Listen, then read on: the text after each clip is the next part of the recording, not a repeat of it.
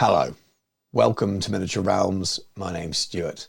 Those of you that have been following the channel will know I love my Warhammer the Old World Dwarves, and now that I'm also starting Empire, which is my other squared based love, and this week I finally succumbed and bought some Imperial Dwarves, which will help out both of those army projects. So I thought it'd be fun to paint one.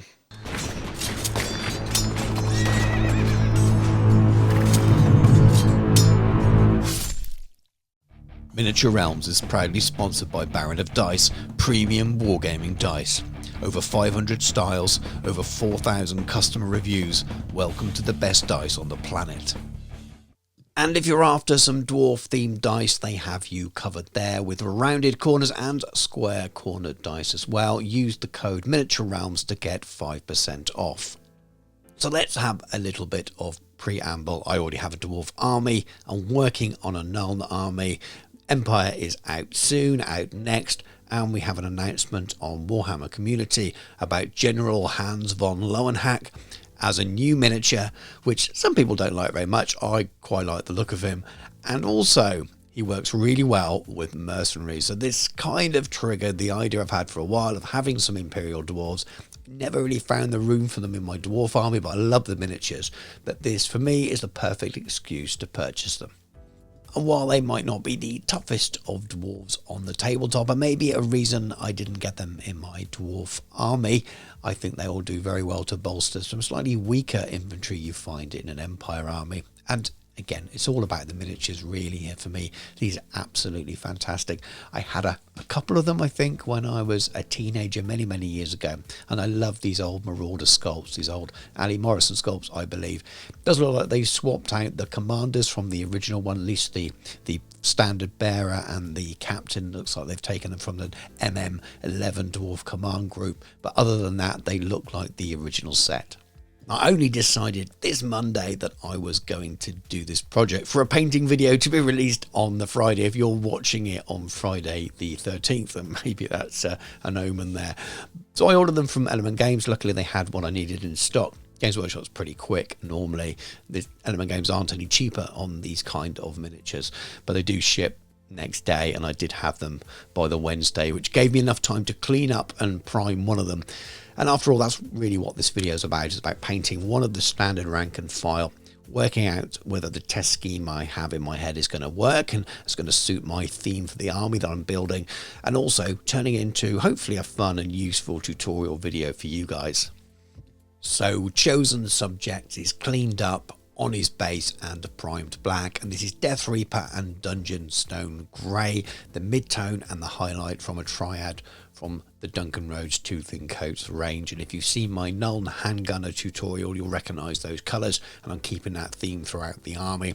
What I'm doing here with the airbrush is focusing pretty much top down, a little bit from the side, very Zenithal-esque, and I'm just trying to very subtly lighten the black. We don't want to make it too grey, we don't want the uniform to look super grey, but you can't highlight black any other way. And rather than going in and do lots and lots of thin edge highlighting, this is a really nice way of doing it. You leave that black in all the undercuts where the shadow is, and you're just lightening it just a touch. And as we move on to the highlight tone, the Dungeon Stone Grey, it does look a little bit grey there, but once you add the other colours in, it just looks like black, and it's perfect. Now to Berserker Red, Sanguine Scarlet and Demon Red, and they are also from the Tooth and Coats range. There's a conversion chart on the Transatlantic Games website which converts to the old Army Painter range, I believe, but also the current Citadel range. And if you're a Citadel user, you can find all of these colours on there and what they convert to, and it's a very close match, so it's well worth checking out. And if you're looking for alternatives to Citadel paints, because maybe you don't like the pots and how quickly they dry out, these are fantastic. I'm in love with them at the moment. They're so good to paint with, so I'll definitely recommend them.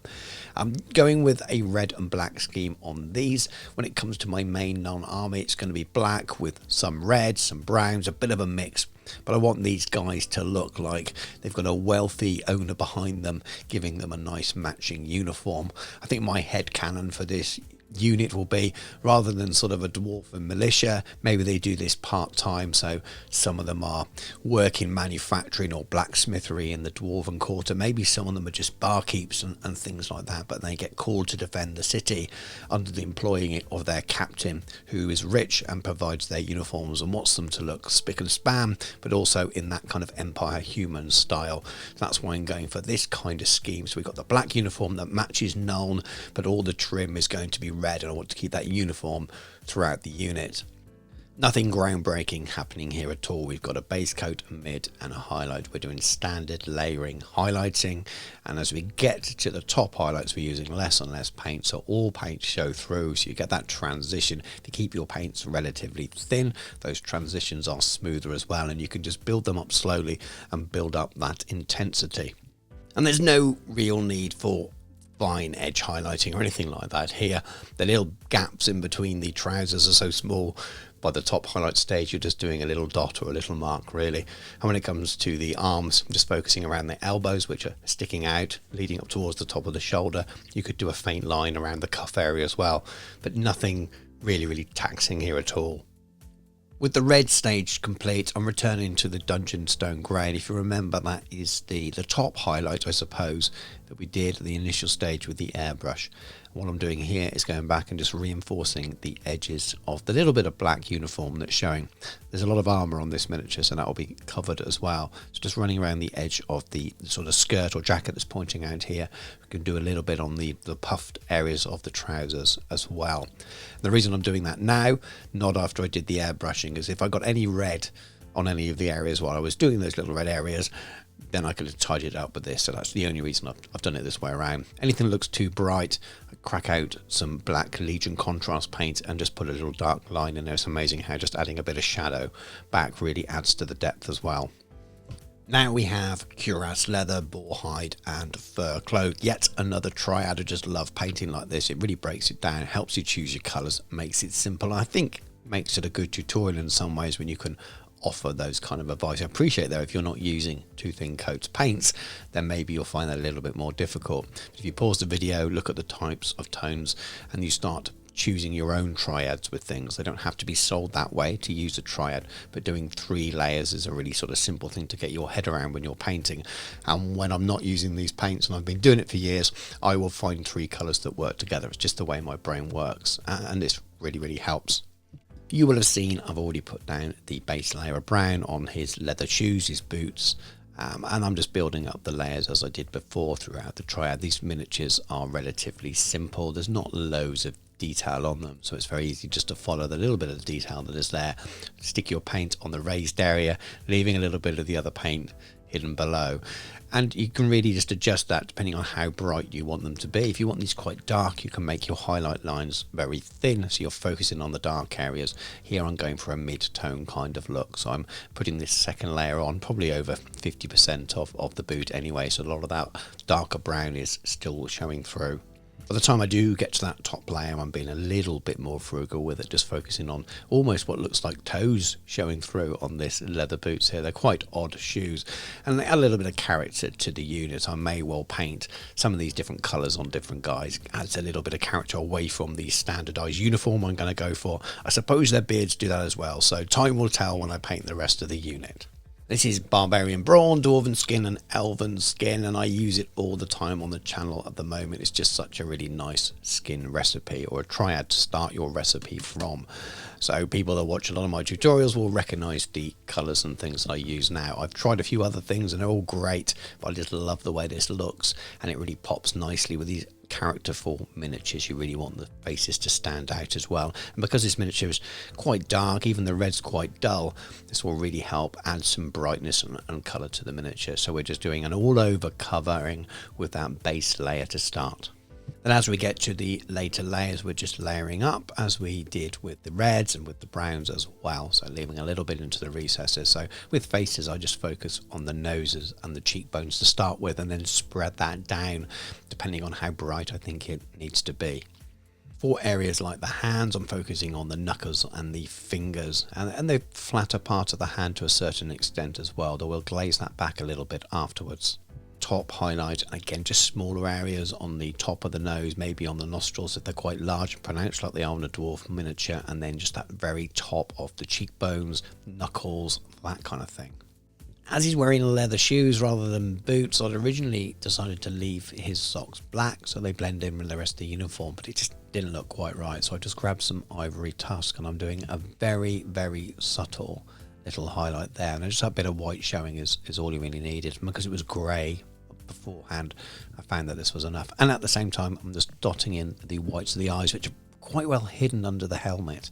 Now this is deep purple and gloomy violet from Vallejo's Express Colour, which is their contrast style paints. You could use a purple and a sort of a reddish purple colour as well from the contrast range if you wanted to. Some of my recent tutorials I've actually been using Shyish purple instead of this purple, but essentially they work the same way. I've got these on the wet palette. The purple I don't thin, it's quite thin, this one from Express Colour, and I'm just adding it in around the cuffs, around where the shadow would be, and it gives a little bit more tone to the skin. And then I move on to the deep purple, which is the reddish tone. That does need thinning. It's got a lot more pigment in it, a lot stronger. I think I'm just letting that run in between the fingers a little bit over the knuckles, and then it's really perfect around the nose, especially if you want your dwarf to look like he indulges in a beverage or two, which, as they do in the lore, many dwarves like a beer, and I think it just gives a really, really nice effect for that. And then usually I like to go back just after that has dried and just get that top layer of highlight again and just pop in a couple of dots on the top of the nose, on the nostrils again in this case, on the tops of the cheekbones to make it pop out again, because sometimes it just dulls it a little bit too much. It's time to do the spear shaft, and this is Gizmo Fur, Manticore, Ochre and Cerberus Brown, another triad for the reasons that I've mentioned before. Love the range, but also love working in threes like this. And I'm going for quite a light coloured wood here, mainly because it stands out from the darker uniforms. We've got metallic paints going on here, we've got blacks and those dull reds, and this really just makes it pop and stand out a little bit more. Back in the red era, this would have probably been red and painted, but that would be a little bit too much for me. So I'm just adding a base colour first, and then after that it's a bit of 50-50 mix between the mid-tone and the base, because the mid-tone was a little bit bright on that. So just mixing it together on my palette.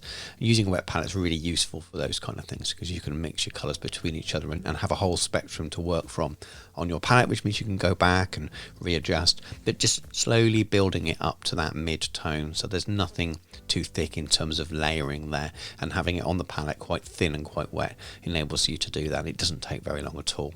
And for the final layer, that top highlight, I'm just doing very, very thin lines all the way down the spear, moving the miniature around on my handle there, and just doing another line, making it slightly wiggly. And it just gives that slight impression of the wood and the way wood looks when it's been polished like that, and it looks quite cool. And to really finish it off and just make it stand out more, I'm using some contrast skeleton horde, which is quite low in pigment, so quite thin, and using it as a bit of a glaze here, but applying it quite heavily at the top and bottom of the spear, and then just blending it out just a half a centimetre down the spear, and it just gives that sort of variance in colour between the top and the bottom, so it's brighter in the middle. There's no real reason other than visually that looks cool. If you've gone too hard with any of your highlights, you can actually glaze over the whole spear as well, which will also be a really nice effect. Then using the same red triad, which is still on my wet palette, I'm just returning and working on that little bit of tassel that's around the top of the spearhead. I could add another colour in here, and I nearly did. And I might regret that later on when I paint the rest of the unit, because I know some of them have feathers, and maybe a yellow feather would look really, really cool. But I thought, no, I'll stick with the army colours. Try not to add too much variance. There's going to be a lot of variation in miniatures, and that will probably add the visual impact, the whole army, which I'll be talking more about when I do a painting video for the whole army and talking about the project as a whole.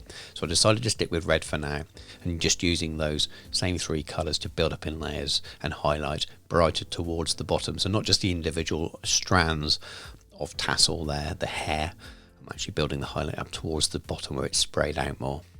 An old favourite triad of metallic paints, and it's not a proper triad either, because the decayed metal, which is the brown colour, and the black metal, which is the mid-tone I'm going to use, are completely different colour spectrums. They're not really a traditional triad, other than I'm using them in a set of three, and then the top highlight being the Game Air Silver. So on the channel, in so many videos, more videos than not, that use metallic paints. It's my go-to method for painting steel. The reason I like to use the decayed metal, this sort of dark coppery brownish fresh colour. Just adds real value before you add the colder colours on top, and I think it warms it up a little bit, adds a little bit of depth in there, and makes the metal just look a little bit older. That's just my opinion on it. You could skip out this stage if you didn't want it. You can just use the colder tones. But I'm layering up here just the way I have with all of the non-metallic paints as well. And I know a lot of people do the flat metallic. You wash the same metallic again, and then maybe a little bit of highlight. And I still like to work in terms of a triad. I think it keeps it a little bit cleaner. And I will be using a wash. I'll be using an oil wash at the end. And again, I talk about those all the time on the channel as well. But I just like the way this works. I find it a little bit cleaner, and you're not repeating processes that you've already done and doubling up on your work because you've muddied something down with a wash or something like that. The Game Air Silver is great. It's really thin, but it doesn't run everywhere, so you've got loads of control over it as well. I'm just working my way down from the top of that spear there, and you can just see how I'm blending it down into those other colours, just using the paint as it is unthinned, and it blends out really nicely. You can dry brush as well if you wanted to. I'm just focusing on the edges here where the light would catch. But you're able to blend it out and really make it look like that it's blending in with the other layers. And if it's a little bit too heavy, I'll just go back to my mid-tones, so the black metal from Scale Colour there, and just wet blend it almost on the top of the helmet there. So you've got a nice transition between the two paints, and it works really well. It seems like a lot of steps, but you're just repeating the same processes that you've been doing throughout the rest of the miniature. And here's that oil wash I was mentioning. So it's grease. I use it a lot as well. It's a nice mix between a sepia and a sort of mid-brown tone. I'm not washing it all over the miniature at all. I'm being quite deliberate where I place it down into the areas that's a little bit darker, and it will settle in there. And as the thinners in it evaporate, you'll be left with really, really nice shading, but also something that looks a bit sort of grim and grimy as well. So it's weathering your miniature at the same time. You get a much more realistic aged metallic look, and you still got the brightness there because it's still really popping from that Game Air Silver, but you just got this really lovely effect you get from the oil paint. You do need an old brush if you're going to use these, and you can tidy them up with artist thinners afterwards as well. So if it does go anywhere you don't want it, you can just clean it up. Even 24 hours on, you can still clean it up, and you can't do that with a standard wash. Now I want this beard to be a yellowy blondish beard, and I've got that little bit of that ivory tusk on my palette, and I'm just adding it to the beard now because I'm going to base coat with a contrast paint, so just run into all of those layers of hair a lot better than it would do if I'm using a standard colour. It just gives you that darker tone to work up from afterwards, and I'll still be using a triad to do that. So this is just a really nice base for that. And now I'm moving on to Nazdrag Yellow, which is that contrast I'm going to be using for the base coat. You have to make sure that white layer is fully dry first before you do this. I wasn't too deliberate with it because it was over grey already, so I kind of roughly painted it on, knowing that any grey areas would give me extra shadow, but just a nice thin layer of Nazdrag Yellow, enough so there's flow to run into all the detail, but not so much that you're kind of really obliterating everything. And you get a nice looking beard anyway. You could easily leave it at that. Now it's Dark Sun Yellow, Skulker Yellow, and Yellow Flame, another Tooth and Coats triad, and these are very good yellows. You can go a long way with these, and they compare quite well to the Citadel ones yet again in terms of the coverage and the way they behave themselves as well. I'm leaving a lot of that Nazdrag Yellow showing here. I could dry brush, but I want to leave it quite neat, so I'm just painting in quite a lot of the strands, but not every single strand, with the base layer here. And we just build up through that triad, leaving each colour a little bit more showing below, so you've got that nice transition. You can see that the beard starts to gain volume as you add more colour, stands out more and really offsets the face and the red on the uniform and the silver on the helmet. And by the time we get to that final layer of highlighting with the yellow, that brightest colour, you're just focusing around the tops of the moustaches, that bottom part of the beard that's really prominent and sticks out, and it's really quite striking. Now, just to finish off the base, and I'm using some Vallejo base texture, which is a bit like the Sterling Mud kind of stuff. Oil wash over the top of that. You'll see some of these things appearing throughout the video because I do them to save time. A brush on dry pigment. This is a light sienna. Blow off the excess. It just sticks in the detail. Got a few little broken things on there to add detail to the base. I'm using 2mm tufts from Warpaint figures, which are great as well. And then just adding a little bit of extra diorama effects, European mud effect, just to kind of blend in between the tufts and the more plain sort of looking basing area, so they don't know they're just stuck on there. It's amazing what a difference that makes, just breaking up those more bland gaps. And then to end for me, it's always a black rim on the bases, but let's go and look at some proper pictures. Unsurprisingly, I had a blast painting this. It's a miniature that I've loved for years. Lovely to get back into these old Hammer miniatures. There's something amazing about the history. I think they stand up very well today. The character of the dwarf models in particular doesn't seem to age the same way as some miniatures do. Knowing that I'm building this towards a really cool army idea that I have, I'm looking forward to sharing that with you over the coming weeks and month or so as well, over Christmas and beyond. So I'm really excited about the project at the same time. So really good. I wish I had time right now to have painted the whole unit, but then I wouldn't have a video for you today, and that's why you always get one single miniature for each of these. But I do intend to bring all of these individual tutorials around my Nuln army together for one big video where it's all finished, and I put some footage in of some of the work I've been doing, talking through my process as an army project as a whole, because you see me painting one miniature, but behind the scenes I'll go back and maybe paint in a slightly different way when I'm doing it on bulk, on mass, so to speak.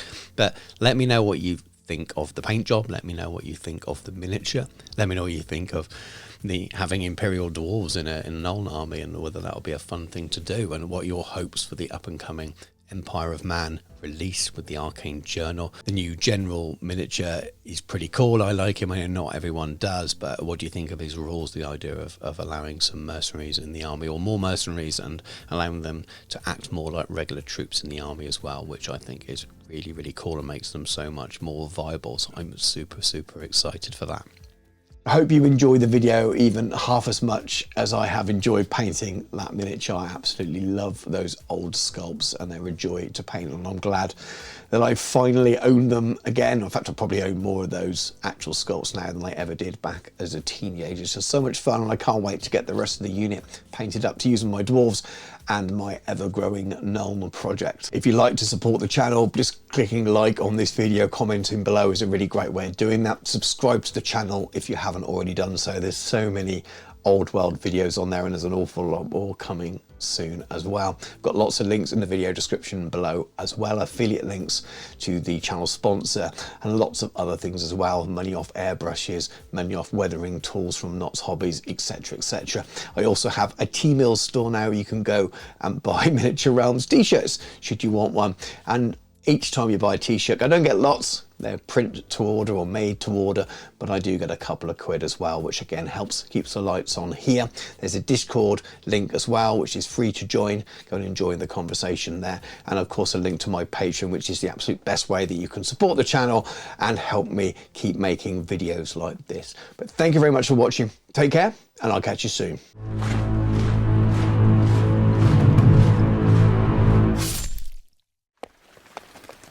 This is exciting. Never been to Nuln. It's a bit smelly.